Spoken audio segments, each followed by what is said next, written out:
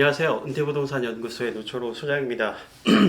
저희는 행복한 부동산 은퇴 설계라는 주제로 함께 얘기 나누고 있습니다. 지난주에는 저희가 갖고 있는 부동산을 어떤 기준으로 보유할 것이냐, 매각할 것이냐 이런 얘기를 했을 때 가장 중요하게 생각하는 것이 바로 부동산 기본 계획을 확인해야 한다고 했습니다. 여러분, 기본 계획이 매우 중요합니다. 그러니까 어떤 분이 댓글 달아주셨는데요. 약간 이론적일 수 있지만 여러분들이 살고 계신 지역의 기본 계획을 반드시 살펴보시고, 왜 기본 계획이 중요하다라고 다시 한번 강조드리냐면, 지금의 강남은 왜 강남이 되었는가 한마디로 정의하면 모든 사회적인 인프라가 강남에 집중되기 때문이라고 말씀드렸습니다. 기본 계획은 그렇게 어디에 인프라를 집중할지를 잘 설명되어 있다. 그래서 인프라가 쌓이면 쌓일수록 그 지역의 가치는 계속 올라가기 때문에 인프라의 가치 때문에 기본 계획을 반드시 살펴보고, 본인이 갖고 있는 부동산을 계속 보유할지 매각할지 고민할 때 그 기준이 되는 근거 자료로 반드시 활용하라고 말씀드리겠습니다. 오늘은 또 보유 부동산과 매각 부동산에 있어서 반드시 놓치지 말아야 될 것이 바로 교통계획이라는 것입니다. 교통계획. 그 중에서 두 가지 정도만 오늘 체크해 드리려고 합니다. 여러분들 본격적으로 얘기 나누기 전에 부동산 투자를 어떻게 해야 합니까? 이런 거 많이 물어보시죠. 근데 굉장히 어떻게 보면은 부동산은 주식시장처럼 매일매일 변동성이 있는 것이 아니기 때문에 굉장히 쉽다면 쉽고 어렵다면 어려운데, 한 2019년 초에 제가 있는 사무실에 좀 나이가 지긋한 그 어르신이 저희 사무실을 찾아왔었어요. 그때 찾아왔던 이유는 본인이 그 단독주택을 하나 갖고 있는데 자녀들도 다 성장했고 어찌어쩌다 보니까 2억 정도의 여유자금을 들고 있다. 근데 이 2억 자금을 가지고 마땅히 할 용처가 없다. 그러면서 그 당시에 2019년 초에 저한테 2억을 투자해서 살 수 있는 아파트를 하나 추천해달라 이렇게 얘기하셨어요.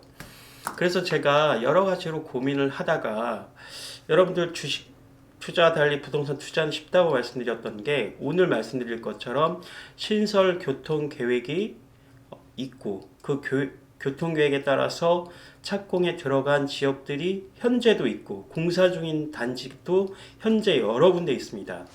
그 중에 제가 2억 원이라는 돈을 들고 있었기 때문에, 제가 있는 곳이 강동구인데 서울 지역의 아파트를 갭투자하기에는 다소 어려워서 한 걸음 범위를 좀 넓혀봤어요. 그래서 제가 어느 지역을 선정했냐면, 지하철 5호선 하남시청역이 개통할 수 있는 아파트 단지, 특정한 단지를 말씀드리자면 한솔 솔파크라는 단지, 하남시청역이 개통되면 걸어서 한 7분, 5분에서 7분밖에 걸리지 않는, 나름 단지 규모도 꽤 있는 단지를 선택했습니다.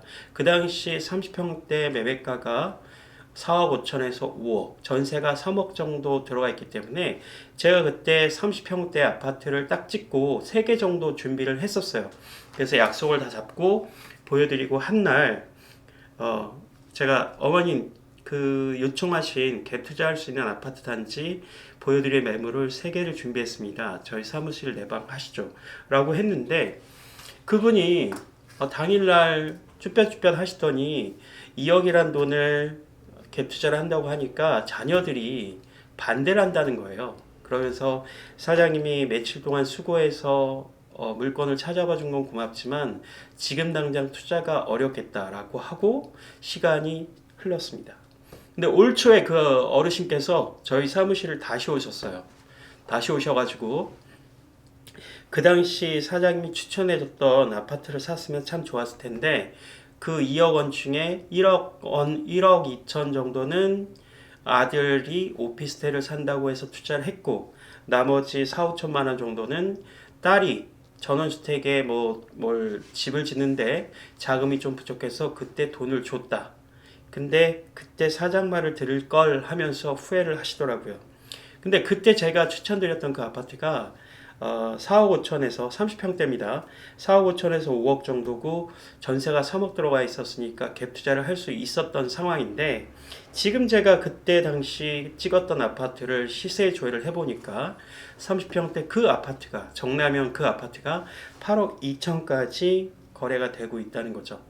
여러분, 그 당시에 그 어머니께서 갖고 있던 종잣돈 2억 원이라는 거를 되게 어려운 기준이 아니라 지금 한 1년 내에 새로 개통될 지하철역 주변에 갭 투자를 했더라면 가만히 앉아서 최소한 3억 이상의 차익을 거둘 수 있었을 선택을 할 수 있었을 텐데, 자녀분들이 말림으로써 오피스텔에 일부 자금이 들어가고 전원주택 투자하는데 건설하는데 일부 자금 들어갔어요. 오피스텔은 분양가 이상으로 올랐을까요? 오르지 않았습니다. 지금 그 어르신께서 말씀하셨을 때 아들이 산 오피스텔은 500에서 500에 50만 원 월세를 받고 있다. 가격은 분양가는 오르지 않았다. 2억 정도 수준이었는데 전혀 오르지 않았다.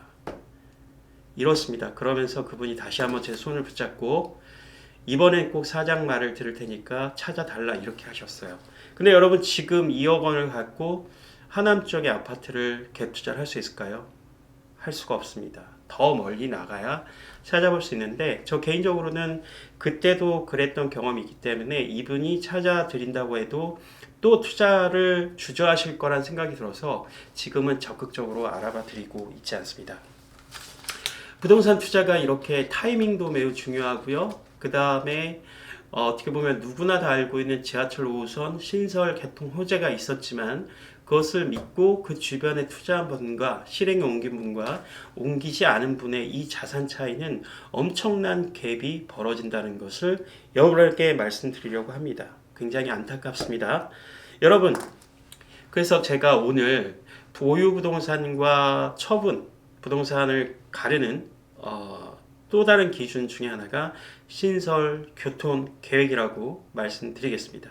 어떤 분은 또 얘기하시니까 또 기회가 없겠죠. 이런 날은 또 없을 겁니다. 물론 지금의 시장은 매우 정체돼 있고 아파트 거래가 거의 제로 상태고 그 다음에 여러 가지로 규제가 강화된 건 사실입니다. 그런데 과거에 돈 벌었으니까 이제 기회가 없다. 이런 시각은 굉장히 좋지 않습니다. 여러분들이 갖고 있는 투자 자금에서 최선의 것을 찾는 것이 우리들의 목표가 돼야 합니다. 오늘은 GTX 얘기를 한번 하려고 해요. GTX라는 것은 전에 대심도라는 이름으로 2007년도부터 시작을 해서 GTX A 노선, B 노선, C 노선 이렇게 있지만, 그렇게 2007년이면 지금 2022년이면 어마어마하게 시간이 흘렀잖아요. 세 개 노선 중에 착공에 들어간다는 지는 유일하게 GTX A 노선 한 군데밖에 없어요. 최근 대선 앞두고 어떤 후보가 GTX 또 노선을, 신설 노선을 남발하고 있는데, 저는 그게 정말 이게 선거용 선심성 전략인지 정말 실행하겠다는 전략인지 모르겠습니다. 제가 대선 후보라면 신설 노선을 또 만들어서 부동산 시장을 교란시킬 것이 아니라 이미 지정된 GTX A, B, C 노선을 차질 없이 최대한 빨리 착공해서 정말 시장의 편리성을 극대화시키겠다라는 주장이 훨씬 더 합리적인 주장이 아닐까, 이런 생각을 해봅니다. 여러분, GTX 노선이 왜 의미가 있을까요? 저는 GTX 노선 때문에 분양업자들은 돈을 엄청 번 것 같아요. 그쵸? 아직 착공 들어간 거는 A 노선 하나. 근데 B, C 노선을 가지고 얼마나 많이 아파트를 팔아먹었습니까? GTX가 굉장히 확실한 호재임에도 불구하고 GTX 노선을 통해서 버블이 많이 생긴 것도 사실이라고 볼 수 있습니다. 근데 GTX 노선이 의미가 있는 이유는 바로 그겁니다. 뭐냐면 GTX는 시간과 공간을 뛰어넘는다. 시공을 초월하는 개념이다. 무슨 얘기냐면 우리가 물리적인 절대적인 시간이 있잖아요. GTX A 노선을 가지고 설명하면 파주에서 서울역 또는 파주에서 강남으로 오는데, 지금 어떤 그 교통을 이용한다고 해도 1시간이 당연히 더 걸리는 상황이 되죠. 근데 GTX A 노선이 착공을 해서 개통을 하게 된다면 파주에서 삼성까지는요 20분밖에 걸리지 않는다는 시간과 공간을 뛰어넘는 노선이기 때문에 부동산 시장에 미치는 파급 효과가 컸던 겁니다. 일산에서 강남 삼성동으로 올 때 20분 만에 도착한다는 거예요. 근데 여기에 하나 문제점이 있죠. 이렇게 빠르게 운송을 한다는 것은 시공을 초월한 이러한 정말 그 엄청난 파급 효과가 있는 노선임에도 불구하고 우리가 비용을 따져보지 않을 수 없는 거죠. 만약에 내가 출퇴근을 한다는 목적으로 봤을 때 지금 GTX 일산에서 삼성동을 간다라는 노선이 편도 기준으로 대략 3,800원 정도를 예상하더라고요. 이것도 확정된 금액이 아닙니다. 그러면 왔다 갔다 또 물가 상승을 반영해서 4,000원 정도라고 예상해 본다면 교통비만 하루에 8,000원이 들어가는 거를 매일 출퇴근을 이용해서 출퇴근하는 동선으로 이용하기에는 한계가 있다라는 생각은 들어갑니다. 그런데 처음부터 이렇게 이 20분 만에 주파할 수 있다라는 노선이 있는 거와 아예 불가능한 거와는 차원이 다르다는 얘기죠. 내가 가끔 파주 운정에서 또는 일산에서 삼성동을 올 때 지금같이 지하철 3호선을 이용해서 올 때 걸리는 시간과 GTX 노선을 가끔 이용하더라도 이용해서 오갈 수 있다는 것은 차원이 다른 개념이라는 거죠. 이거랑 비슷한 얘기로 우리가 서울권에서 평생 불변하는 입지 가치를 따질 때 가장 높이 사는 것은 한강변이라고 얘기하고요. 그래서 한강변에 강변북로와 올림픽대로가 이렇게 양쪽을 유유히 흘러가고 있지 않습니까? 근데 그래서 한강변을 따라서 강변북로와 올림픽대로에 접한 지역들이 부동산 가격이 높을 수밖에 없는 게 출퇴근 시간에는 막히는 게 능사지만 그것이 아니라 출퇴근 시간이 아닐 때 우리가 한강변을 이용해서 동과 서를 왔다 갔다 하는 시간의 절대적 시간이 굉장히 줄어든다라는 이 절대적인 입지 우위를 갖고 있다는 거죠. 그래서 지금 그 한강변이 아닌 곳에는 강변북로나 올림픽대로를 타기 위해서 이 걸리는 시간이 절대적으로 많이 들어가거든요. 이 강변북로와 올림픽대로를 접근하는 이 시간이 없는 그냥 바로 톨게이트 나이죠. 바로 강변북로와 올림픽대로를 바로 탈 수 있다라는 교통 입지도 매우 주요한 장점이 된다는 거죠. GTX도 마찬가지라는 겁니다. 이 노선이 생김으로써 논스톱으로 강남에 진입하는 시간, 서울역에 진입하는 시간이 줄어들 수 있는 가능성만 있다는 것도 매우 부동산에 미치는 파급 효과가 크다는 겁니다. A 노선 같은 경우에는 10개 노선이 배정돼 있어요. 어떤 사람들은 자꾸 GTX 노선에 더 추가해달라고 아우성을 하는데 그러면 GTX 노선의 효용 가치가 굉장히 떨어지게 되는 거죠.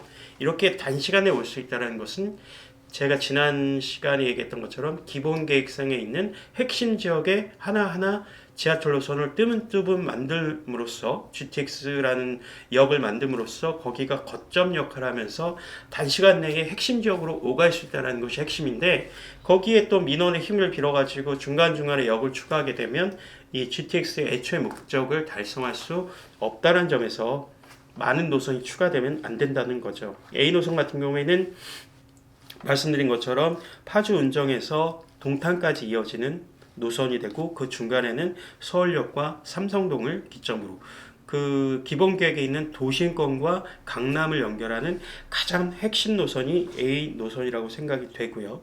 B 노선 같은 경우에는 송도와 남양주 마석을 연결하는데 중간에 서울역을 관통하게 되는 것이죠.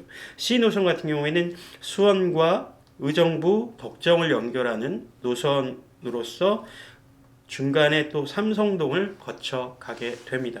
이렇게 GTX가 굉장히 더디게는 가고 있지만 A 노선을 필두로 해서 부동산 시장에 미치는 영향은 매우 큽니다. 그래서 우리가 갖고 있는 부동산이 이 대신도 GTX가 나오는 역과 매우 근접하다. 그러면 매우 장점이 크겠죠.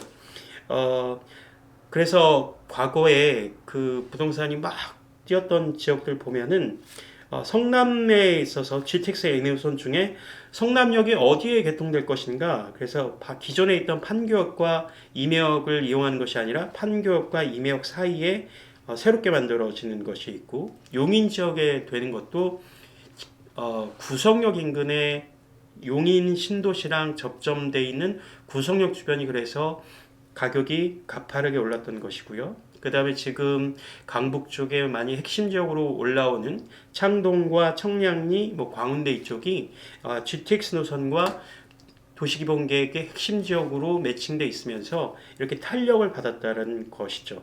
파주 운정도 마찬가지예요. 킨텍스가 원래 출발이었는데 파주 신도심에도 불구하고 제대로 된 지하철 노선이 경의선에는 없었던 운정 지역인데 GTX 노선이 위쪽으로 연장됨으로써 파주 운정이 가격이 많이 출렁거렸던 것이 사실인 거죠.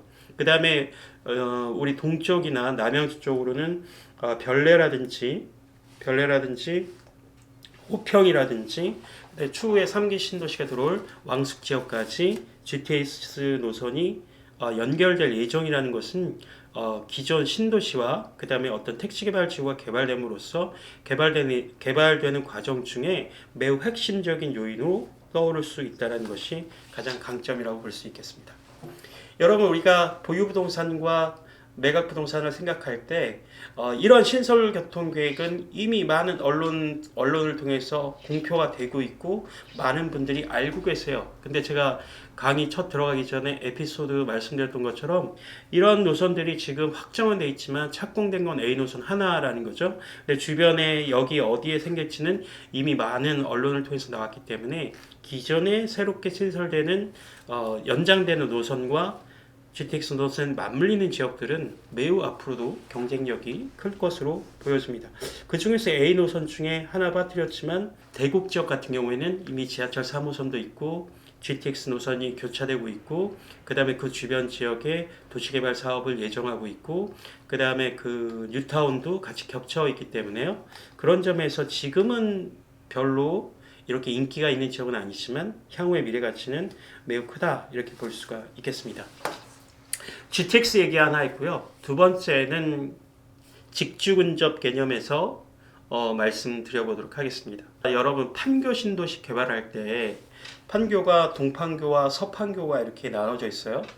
근데 처음에 신도시 개발할 때 그 전원용 아파트라는 컨셉으로 판교를 개발했는데 동판교는 지하철 역사가 있고 서판교는 지하철 역사가 없지만 대형 평형 위주로 자연과 산과 어우러져 있는 그런 도심권이기 때문에 그때 예측할 때는 동판교보다는 서판교가 굉장히 부촌으로 발전할 것이다 라고 예측을 했는데요. 사실은 그렇게 되지 않았습니다. 역시 거기서 이제 직주근접의 중요성을 알게 되는데요.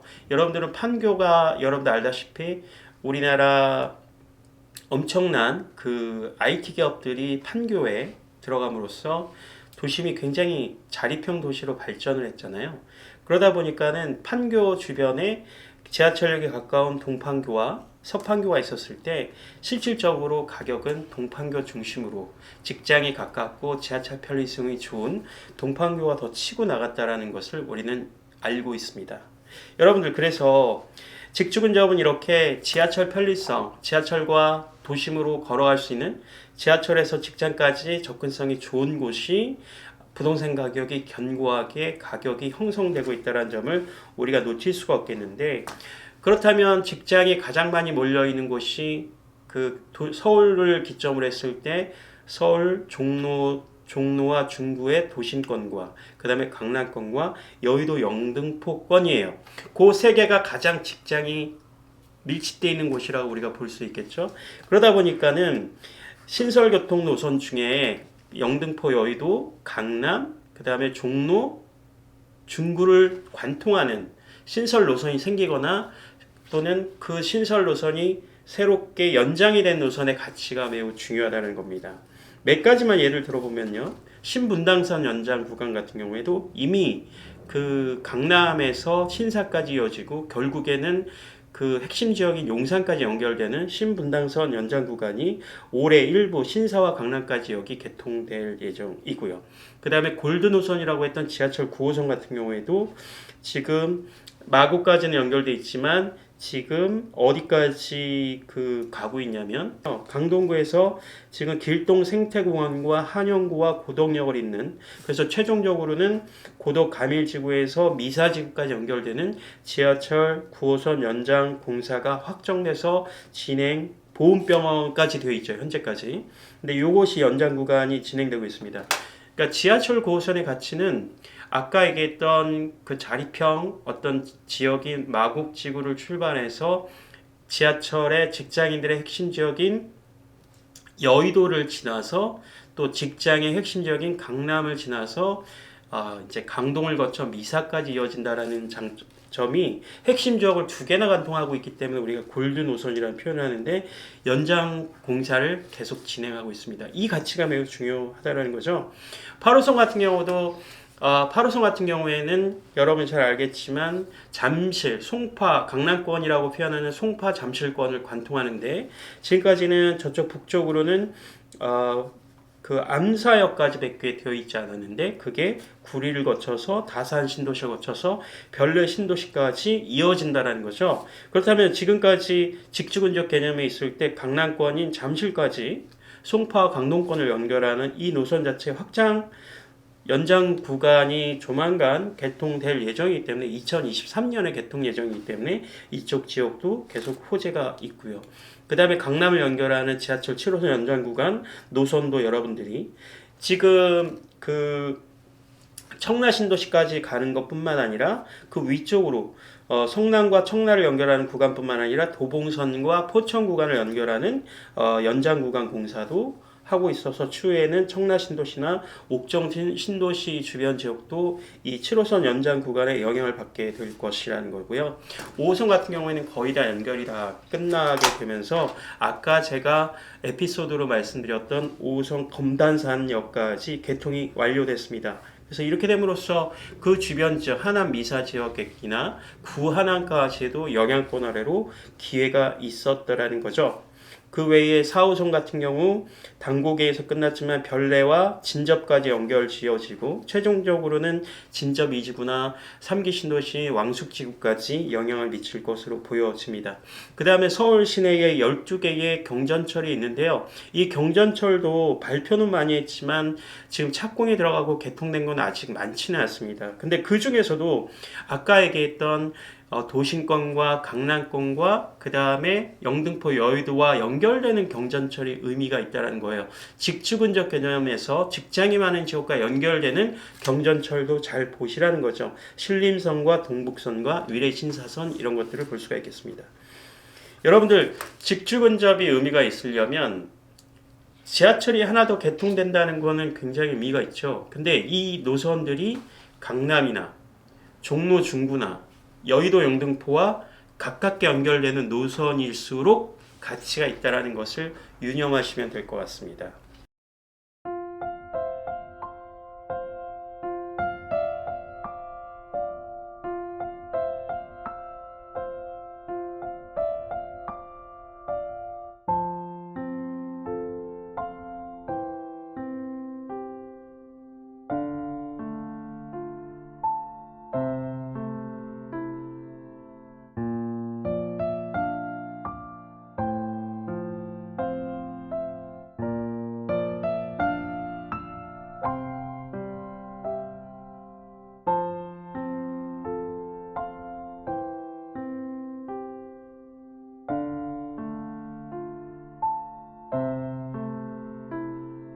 오늘은 기억하세요. 직주근접, 그 다음에 GTX에서 시간과 공간을 초월하는 그 노선이 어디 있는지 반드시 살펴보시고요.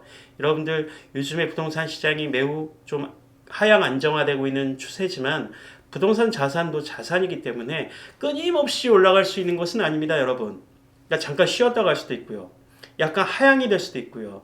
그렇지만은 시간과 다르게 정부에서도 생각하는 것은 부동산의 폭락은 엄청난 타격을 주기 때문에 잠깐 쉬어가더라도 물가 상승률 수준만큼은 점진적인 상승을 해가는 것을 지향하고 있습니다. 그러니까 너무 걱정하지 마시고 이렇게 기본계획과 신설교통계획에 근접한 지역의 부동산을 갖고 계신 분들이라면 마음을 조금 내려놓고 좀 쉬었다 간다 생각하시면 좋을 것 같습니다.